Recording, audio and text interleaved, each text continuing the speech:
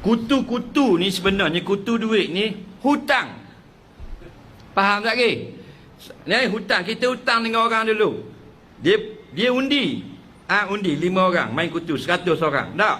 Siapa akan berhutang dulu?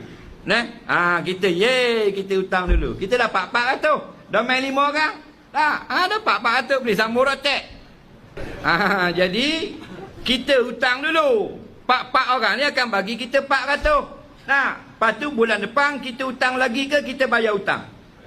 Bayar hutang. Kutu ini sebenarnya hutang. Jadi sebaiknya nak keluar daripada khilaf ulama yang mengharamkan tanpa akad, wajib kita akad hutang. Faham? Jadi jangan pakai ambil gitu duit orang.